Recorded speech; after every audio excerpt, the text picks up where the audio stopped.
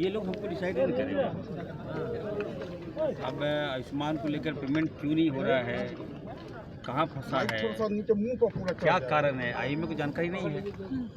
आयुष्मान का फाइल जो है ईडी के पास है। बात समझिए, उन लोगों को जानकारी दे दीजिएगा। कोई बात है तो मीडिया में ना दे, हमसे आगे बात करें। मैं डिसिप्लिन कोई तोड़ेगा मैं बर्दाश्त नहीं करूँगा, बता रहा हूँ। आपको कोई लगता है कोई बात है तो आप हमसे मिलिए, मैं तो खुला। अब इरफान अंसारी सबसे मिलता है। मामला ईडी के पास है, आयुष्मान का फाइल ईडी ने लेके गया हुआ है और जांच चल रही है। तो हम लोग ईडी को समय दिए हैं, आप जांच कर लो भाई।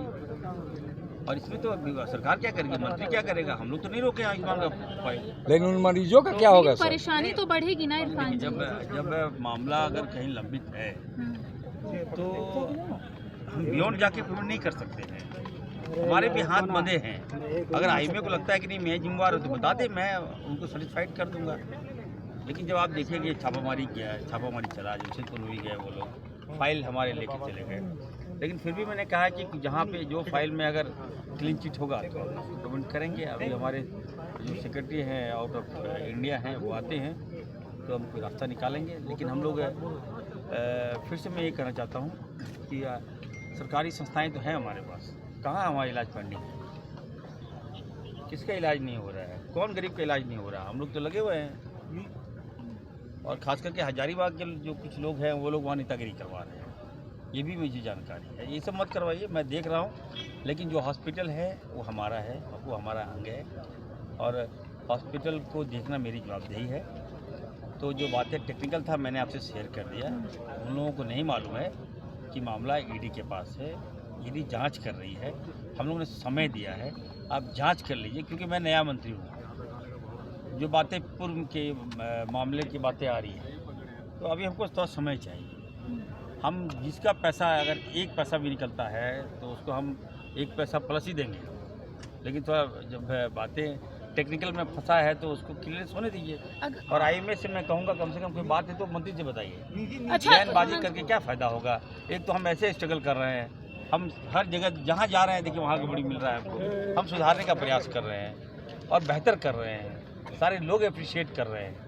तो आप लोग अगर बीच में कूदिएगा, मीडियाबाजी कीजिएगा तो कीजिए, मैं क्या कर सकता हूँ। निजी अस्पताल के संचालक बोल रहे हैं फरवरी महीने से नहीं आया है, अब तो बैंक से लोन ले लेके हम थक गए हैं, इसीलिए देखिए आप आयुष्मान के बारे में आपको क्या सच्चाई पता है आपको? मैं भी तो जानता हूँ। कुछ बड़े जो हॉस्पिटल हैं, अभी हम 3 तारीख को सबको बुलाए हैं, 3 तारीख को एक सेमिनार हम बुलाए हैं। जितने भी हॉस्पिटल हैं, जो ऑनर हैं, जो डायरेक्टर हैं, हम उनसे वार्ता करेंगे और रास्ता निकालेंगे।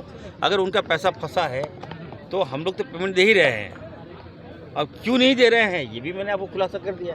क्राइम में 4 लड़के को अरेस्ट किया, उसमें एक लड़के की पीट कर हत्या हुई हिरासत में। जिसकी हत्या हुई वो 4 लड़के हैं, आपके नियर के विधानसभा है सारठ। ये सारठ के पालूजुरी की घटना है। जी। और साइबर के लोग जो है वो उस गांव में गए और बच्चे को उठा के ले आए। उनका कहना है कि वो साइबर में लिप्त था। तो जब साइबर में लिप्त था तो उसको थाना ले जाते, थाना में रखते, पूछताछ करते।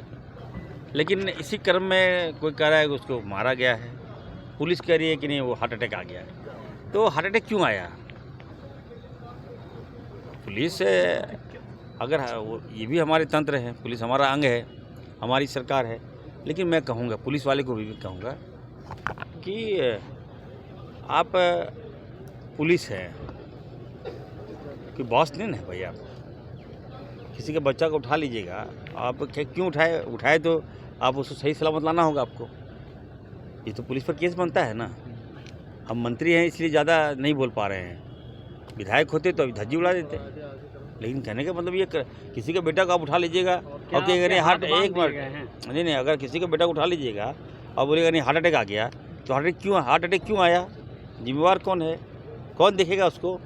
तो पुलिस पे तो केस बनता है। हम लोग मतलब संज्ञान में हम लोग पुलिस अपना काम अच्छे से नहीं कर रही है। आप तो ट्रैक से हट जा रहे हैं भाई। आप क्या है, आप तो उल्टा पुल्टा प्रशासन। आप भी तो मैं क्या बोल रहा हूँ, मैं बोल रहा हूँ कि जांच होना चाहिए, इसकी जांच कराएंगे। और अगर हार्ट अटैक आया है तो क्यों आया है, अगर हम जांच में सब आ जाएगा, पुलिस दोषी होगी तो पुलिस पे भी हम लोग एक्शन लेंगे। अच्छा, प्रधानमंत्री ने आज बहुत जोर से कहा है कि मेरी नसों में सिंदूर बह रहा है इन दिनों, जो उन्होंने बीकानेर में कहा है कि लाल खून तो होता है, लाल देखिए, सिंदूर बह रहा है नसों में। झारखंड में अभी हमने अलर्ट कर दिया है, JN1 जो वायरस है, कोरोना वायरस, झारखंड में इसका प्रकोप नहीं है।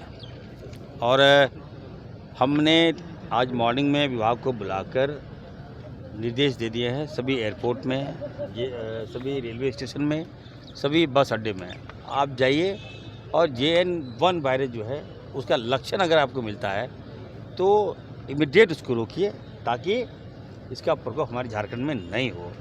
तो मैं कह रहा हूँ कि आपका मंत्री चौकस है, मैं देख रहा हूँ, सब पे मेरी नज़र है, जनता पे नज़र है, गरीब जनता पे नज़र है, मध्यम वर्ग पे नज़र है और मीडिया वाले पे नज़र है। मीडिया वाले को भी ठीक करना है हमको। ये मोदी जी पर नजर है कि नहीं, जो नसों में खून के बदले सिंदूर बहा रहे हैं इन दिनों?